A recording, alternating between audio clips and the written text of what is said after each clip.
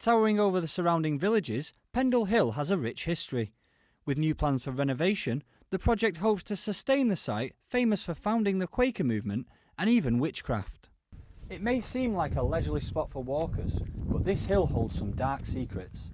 Back in the 17th century, rumours were rife of witches approaching travellers and threatening them with curses if they didn't hand over food or money.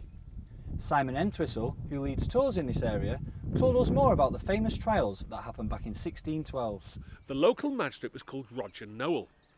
He wanted to curry favour with the king. He knew that King James was indeed paranoid about witchcraft. He used the youngest of the Devise children, a young girl called Jeanette Devise.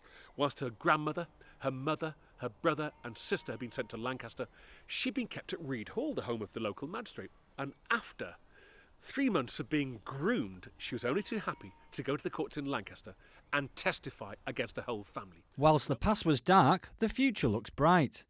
The Forest of Bowland area of outstanding natural beauty have plans to invest £2.4 million into improvements. Development Officer Cathy Hopley outlines some of the problems which need to be reversed to protect the hill's future. People are losing touch with the landscape. So a lot of people have very busy urban lives and don't necessarily explore and understand the countryside in the way that they did. So there's that losing touch with the landscape.